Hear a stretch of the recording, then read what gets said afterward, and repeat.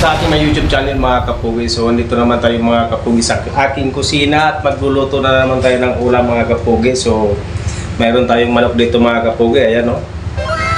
So magtitinula tayo ngayon mga kapugi ng manok. So kumuha ko ng papaya doon sa farm. So ang ganda ng papaya natin. Sariwang-sariwa mga kapugi. Ayan o. Ayan o. So magtitinula tayo ngayon ngayong gabi para sa ating hapunan. Yan mga kapugi, balatan na natin yung ating papaya. Oh. Sariwang-sariwa mga kapugi yung ating papaya. Oh. Ayan o. Oh. May katas-katas pa. Yan masarap yung itinula mga kapugi.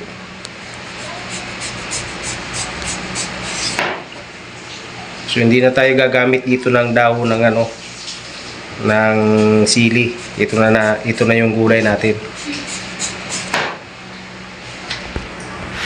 So ayun mga kapugi, gigisa muna natin yung bawang, yan, saka sibuyas ito sa ating mantika. Tayo magtitinulang ngitid na manok mga kapugi. Yan, masarap po mga kapugi dito sa mga papaya kasi yung ating manok native.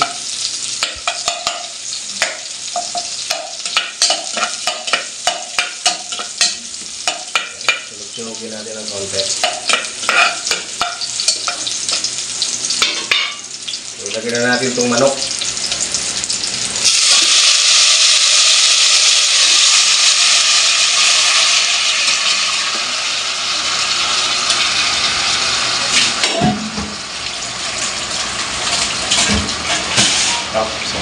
Pero mga kapugi, habang naghihintay tayo ng kumulo yung ating manok, so iwain na natin itong papaya.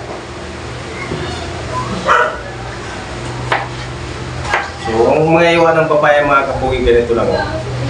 Cubes na papaya.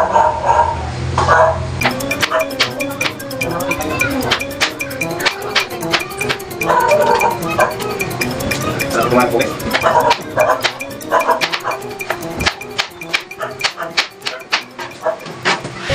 So ito na mga kapugi yung mga iniwan natin na papaya. So lalagyan natin yan mamaya pag lumambot na yung manok. Check natin mga kapugi kapag kumukulo na. So pwede na yan nalagay. Yan, malapit na.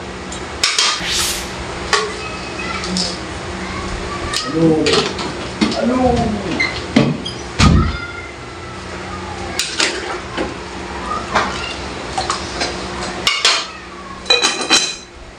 Saktong-sakto itong mga kapugi kasi sobrang init ngayon. Ngayon ang ulam natin, sinabawan. Ayan, tak talagang pawis natin itong mga kapugi. Ito.